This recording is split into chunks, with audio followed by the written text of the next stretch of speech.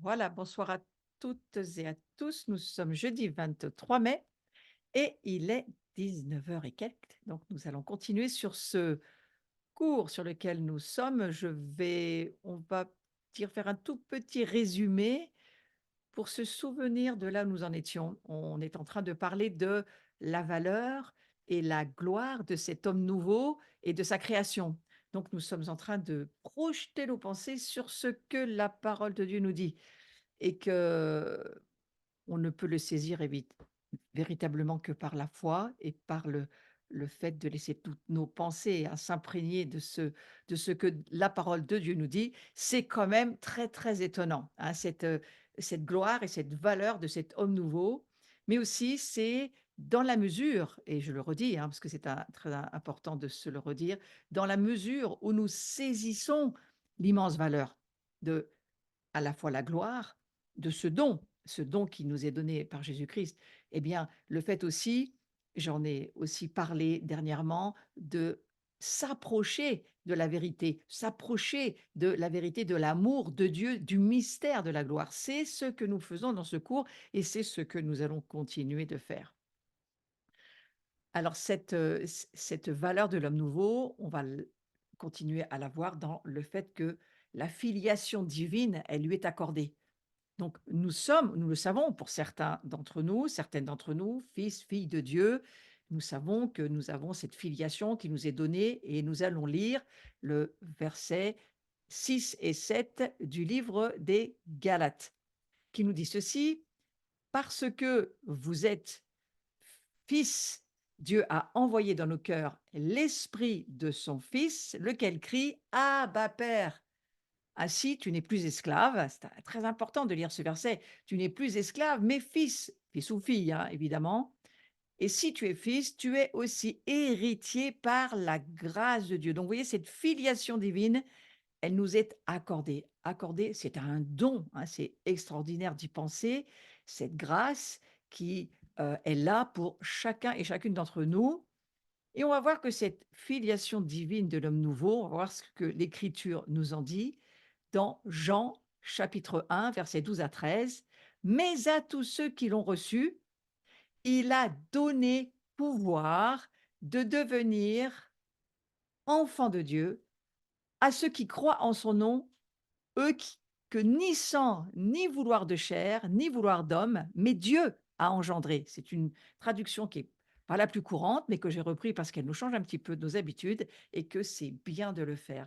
Devenir enfant de Dieu. Mais regardez le petit mot qui se trouve juste avant, à tous ceux qui l'ont reçu, donc ce don de la filiation, leur salut quelque part, la nouvelle naissance en Jésus-Christ, Dieu a donné le pouvoir. Il y a un pouvoir et ça me rappelle que dans ces jours que nous allons bientôt traverser, dans lesquels nous sommes, entre Pâques et Pentecôte, on a cette promesse de recevoir le Saint-Esprit, d'être renouvelé dans l'esprit et de recevoir encore et encore, parce qu'on n'a jamais fini de recevoir le Saint-Esprit, il faut continuer continuellement à le recevoir. Eh bien, il y a ce pouvoir dont il est question. Le pouvoir de devenir enfant de Dieu, j'aime beaucoup cette traduction. Et puis, on a aussi un Jean, chapitre 3, verset 1, que vous avez sur le visuel. On va lire: «Voyez quel grand amour nous a donné le Père pour que nous soyons appelés enfants de Dieu.» Moi, je vous ai mis les petits bouts de ces versets, appelés enfants de Dieu, car nous le sommes. Si le monde ne nous connaît pas, c'est qu'il ne l'a pas connu. Vous voyez, c'est parce que Jésus va dire: «Celui qui me connaît le Père.» Donc ces versets sont là pour nous rappeler, pour faire mémoire, pour nous redonner ces certitudes, cette vérité que nous dit la parole de Dieu. Et puis on va lire aussi donc 1 Jean chapitre 3 verset 2: «Bien-aimés, dès maintenant, nous sommes enfants de Dieu.» Vous voyez, tous ces versets très importants, et ce que nous serons n'a pas encore été manifesté, mais nous sommes enfants de Dieu. Vous voyez, c'est vraiment ces versets qui sont très clairs pour nous. Encore sur 1 Jean chapitre 3 toujours au verset 9: «Quiconque est né de Dieu, par le baptême, par l'esprit, par la foi bien sûr, ne commet pas le péché parce que son germe demeure en lui.» Moi, j'aimerais juste que vous pensiez un petit peu à ça. Son germe demeure en lui. Il ne peut pécher étant de Dieu. Alors écoutez, on en pensera ce qu'on veut. de notre humanité déchue qui est qu'on a laissée sur la croix, hein, parce que cette humanité-là, on veut plus trop l'écouter du tout. Mais on voit dans ce verset combien c'est important le fait d'être né de Dieu et le fait d'être ce germe qu'il est en nous, ce germe. Très important ce mot germe. Et puis, de nouveau, 1 Jean, chapitre 5, verset 1, on va lire ceci: «Quiconque croit que Jésus est le Christ», c'est une confession de foi baptismale, hein, d'une certaine manière, il est né de Dieu. Donc, vous voyez, on va avec tous ces versets, réentendre cette vérité incroyable, devenir enfant de Dieu, être appelé enfant de Dieu, être né de Dieu et surtout savoir que, on est né de lui, on est engendré. Donc on parle vraiment d'une deuxième naissance, la nouvelle naissance, celle qui nous propulse dans une nouvelle création que nous avons besoin de découvrir, de saisir. Cette nouvelle création nous propulse en étant né de Dieu, engendré de Dieu. C'est formidable quand on y réfléchit. Donc le sens de la filiation, cette parole du Père lors du baptême du Christ, le Père du ciel lui a rendu témoignage et voilà ce que le Père a dit. Celui-ci, en parlant de Jésus, hein, sur son baptême, celui-ci est mon fils bien-aimé qui a toute ma faveur. Il y a beaucoup d'autres traductions. Moi, j'ai choisi celle-ci. Vous voyez, celle qu'il y a sur le visuel, c'est toute mon affection, la faveur, l'affection. C'est le Père qui confirme vraiment, on va dire, cette incarnation du Fils qui était dans les gloires et qui maintenant vient sur la terre s'incarner pour nous. Alors moi j'ai mis quelques images, hein, on en pensera ce qu'on veut, mais c'est simplement pour que ça nous rappelle, c'est quand même ce mystère de la filiation, le mystère de ce Dieu qui se fait au travers de son Fils, qui s'incarne, qui devient chair pour nous. Heu, voilà ce que nous dit l'Écriture. Donc, vous avez reçu l'esprit de filiation. Il en est de même pour tous ceux qui naissent de Dieu par l'eau et l'esprit, bien sûr, cet esprit de filiation. L'esprit qui est en eux leur rend témoignage. C'est l'esprit qui est en nous qui rend témoignage, autour de nous, en nous, mais aussi autour de nous. Vous n'avez pas reçu, nous dira Romains chapitre 8, versets 15 à 16, vous n'avez pas reçu un esprit de servitude pour retomber dans la crainte. Mais vous avez reçu, remarquez que c'est au passé composé, hein, vous avez reçu l'esprit de filiation. Je suis dans Romains chapitre 8, versets 15 à 16. Vous avez reçu l'esprit de filiation. Vous l'avez. Ne discutez pas avec ce fait qui est éternellement vrai maintenant pour nous. Nous avons reçu l'esprit de filiation par lequel nous crions Abba Père. Cet esprit lui-même atteste à notre esprit que nous sommes enfants de Dieu. Celui qui nous l'atteste, c'est le Saint-Esprit et il nous dit que nous l'avons reçu, cet esprit de filiation. Mes amis, il ne devrait plus y avoir de problème d'esprit d'orphelin chez personne. C'est la connaissance de la vérité qui nous libère des mensonges du diable, qui nous font rester bien souvent à croire ou à encore souffrir du rejet. Alors si vous avez des soucis de rejet, revenez sur, ma chaîne YouTube, je l'ai réécoutée beaucoup de fois, elle est formidable, cet, enseignement sur le rejet. Il y a 2 parties et comment faire face à ce rejet et comment en sortir. Mais alors là, vraiment, là, ces versets, ils sont extraordinaires, hein, puisqu'ils nous parlent de la vérité de la parole de Dieu. Dieu nous dit la vérité. Il nous dit, si je reprends ce qu'on dit depuis le début, eh bien, à tous ceux qui ont reçu, le Fils de Dieu comme, le Sauveur, qui pardonne leurs péchés, mais aussi le Seigneur, celui qui va diriger leur vie, celui qui les emmène dans la mort de leur vieille nature pour ensuite les faire monter par l'ascension dans les cieux, pour les faire ressusciter, monter et ensuite s'asseoir à la droite de Dieu, pour être maintenant des fils et des filles de Dieu. Donc il a donné pouvoir de devenir enfant de Dieu, appelé enfant de Dieu. On vient de lire ces versets. Nous sommes enfants de Dieu. La parole de Dieu, elle est extrêmement claire. Quiconque est né de Dieu ne commet pas de péché. Il y a en nous cet être qui est créé. On l'a vu la dernière fois dans la justice, dans la vérité, la justice, la vérité qui nous amène dans la sainteté. Nous sommes créés, nés de Dieu.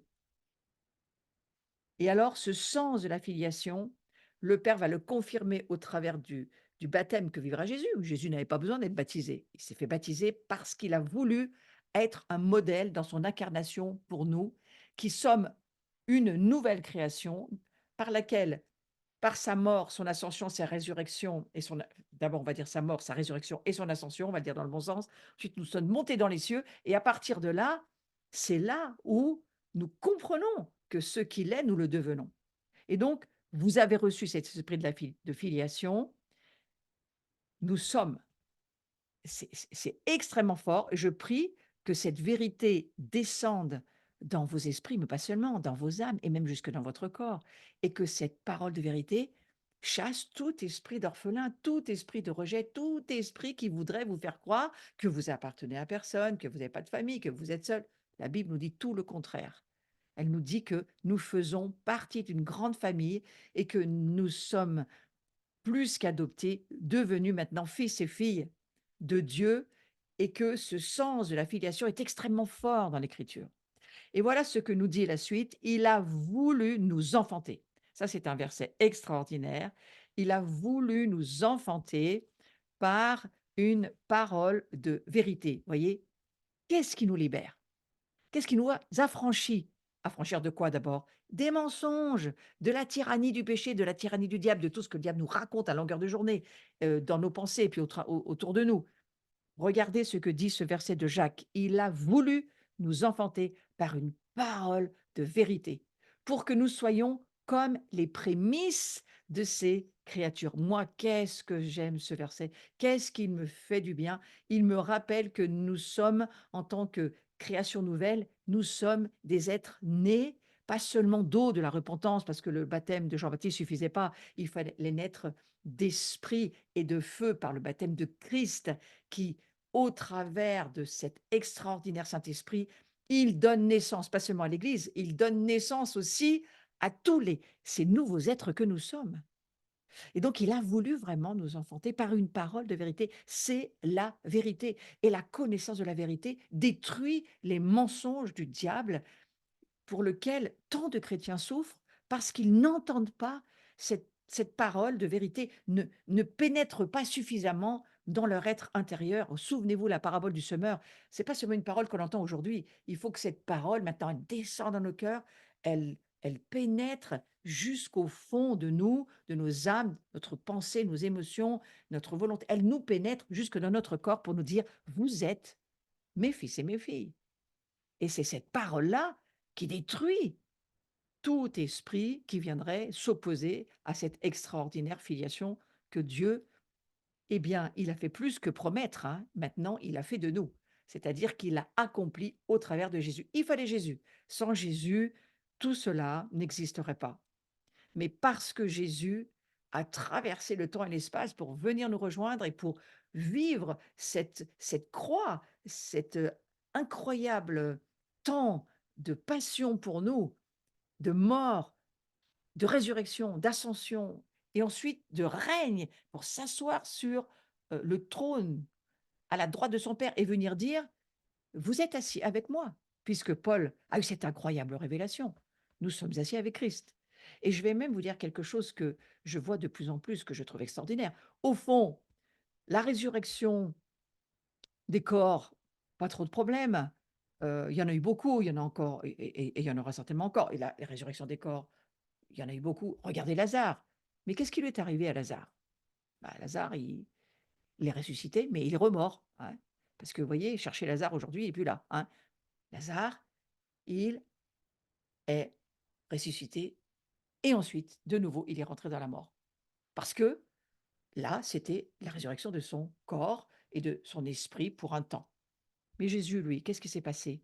Lorsque le Saint-Esprit l'a ressuscité, lorsque le Père a décidé de allez, maintenant, il allait dérouler le tapis rouge, il allait ouvrir cette voie incroyable, ce chemin dont il est question à l'Hébreux 12, on a lu le cours dernier, où une route nouvelle, une route qui nous amène dans l'éternité, une route qui nous amène un accès au trône de la grâce, à Dieu le Père, au juste, à Jésus, à la nuée des témoins, à tous les justes qui sont parfaits. Oui, ce texte qu'on a lu de Hébreux 12 la fois dernière, cette route qui a été ouverte, puisque Jésus est le chemin qui nous amène dans la vie, la vraie, l'éternité, celle qui ne s'arrêtera plus jamais. Mais qu'est-ce qui s'est passé le jour de la résurrection de Christ? C'est pas seulement son corps qui a ressuscité, c'est son esprit. Et le Père, pour la première fois, ça s'était jamais produit, ça s'était jamais passé, le Père allait ressusciter un esprit mort à la vie. Réfléchissez à ça. J'ai eu cette révélation, j'en ai parlé dans La puissance de la résurrection, dans un de mes enseignements sur ma chaîne, mais je le réécoutais de nouveau dernièrement parce que je voulais me replonger dans l'ascension, dans tout ce qui s'est passé entre Pâques et Pentecôte. Et au fond, voyez-le, utilisez votre imagination sanctifiée pour le voir d'une façon claire, mais c'est la première fois qu'un esprit mort allait être ressuscité. Et c'est Jésus, le seul, qui lui s'est laissé faire par son Père parce il avait donné, pas seulement son corps, pas seulement son âme, il avait donné aussi son esprit. Le Père a ressuscité l'esprit de Christ. Et aujourd'hui, grâce à cela, nous qui sommes engendrés dans la matrice du Père au travers du Christ, hein, parce que c'est dans la matrice du Christ que nous nous trouvons aujourd'hui aussi, eh bien, voyez, c'est extraordinaire d'y penser que Dieu ait voulu nous enfanter de cette manière-là, comme il a aussi engendré son propre Fils. Donc cet enfantement par une parole de vérité, c'est une claire allusion à l'engendrement, je ne sais pas comment il faudrait dire, au fait que la nouvelle création, elle est que nous sommes. Nous sommes nés de quoi? Romains 10, celui qui confesse de sa bouche et qui croit dans son cœur, qu'est-ce qui se passe? Son esprit naît à nouveau éternellement, exactement comme pour Jésus. Mais c'était impossible sans Jésus. Il fallait que Jésus vienne le vivre pour nous. Et voyez, Dieu a voulu, au travers de Jésus, en ressuscitant son esprit, emmener avec lui toute sa famille qui allait, elle aussi, vivre en Christ. Nous ne pouvons vivre qu'en Christ. Nous ne pouvons vivre l'ascension, la résurrection qu'en Christ. Nous ne pouvons pas le vivre hors de Christ. Mais alors que nous sommes en Christ, parce qu'il est ressuscité, nous sommes ressuscités. Parce que nous sommes en lui, il est en nous. Il faut absolument que le Christ demeure en chacun de nous. Et cette nouvelle création que nous sommes, nous devons la voir par la foi et entrer, laisser pénétrer cette parole de vérité qui nous dit que Dieu nous a enfantés par une parole de vérité.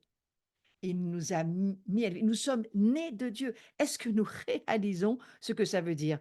Moi, je vous avoue que j'ai encore besoin d'aide, mais voilà, je lis cette parole et je me dis, nous sommes une nouvelle création qui est entrée dans son éternité, qui apprend à vivre son incarnation comme Jésus l'a fait. Nous sommes remplis du Saint-Esprit. Nous avons besoin de l'être de plus en plus, remplis de ce Saint-Esprit qui, lui, est celui qui nous a mis à la vie d'une certaine manière. On a vu, on relu la semaine dernière que celui qui fait naître notre foi, c'est Jésus. Jésus, il fait naître la foi. Mais nous naissons par la puissance du Saint-Esprit. Nous naissons avec un esprit qui, aujourd'hui, est entré dans l'éternité. Nous perdrons juste notre corps, mais nous travaillons à la sanctification. Et la sanctification dans laquelle nous avançons, c'est ce que je crois que nous faisons dans ces cours. Nous avançons pour de plus en plus vivre, voir, croire cet enfantement extraordinaire qui a fait de nous cette nouvelle création. Donc Dieu nous a fait renaître par la résurrection de Jésus. Je voudrais vraiment que vous puissiez le voir. Béni soit Dieu le Père de notre Seigneur Jésus-Christ dans sa grande miséricorde. Il nous a fait renaître pour une espérance vivante par la résurrection de Jésus-Christ d'entre les morts. Donc nous sommes, nous qui croyons en Jésus-Christ, tous ressuscités d'entre les morts par notre esprit pour le moment. Notre âme, eh bien, elle y travaille. Et puis notre corps, non, le corps que nous avons à l'heure actuelle, sauf si Jésus revient avant que nous terminions le jour, notre corps actuel, ce vase de terre, redeviendra poussière, mais nous avons un corps spirituel. Et ce corps spirituel-là, eh bien, c'est celui-ci qui va nous amener dans l'éternité où se trouve le Seigneur. Donc nous avons l'assurance extrêmement, c'est très réconfortant, que la nouvelle naissance, c'est pour une espérance vivante qui nous est réservé dans les cieux. C'est une espérance vivante. C'est ce que nous dit l'Écriture.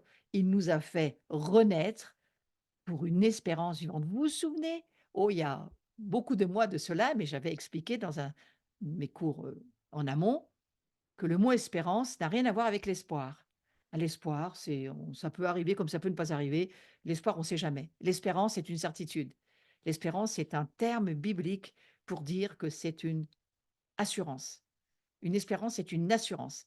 Et nous savons que nous savons que nous savons que nous sommes vivants avec Christ dans les cieux et que nous sommes déjà ici, sur cette terre, des esprits ressuscités et vivants déjà éternellement. Nos esprits, comme le Christ. Voyez-vous, la résurrection de Jésus, ça a été un branle-bas de combat dans les cieux. Je pense pas seulement dans les cieux, mais dans toutes les galaxies, parce que pour la première fois, un esprit, l'esprit du Fils de Dieu, ressuscitait pour engendrer une nouvelle création. Si vous pouvez le voir, cela, c'est assez extraordinaire d'y penser.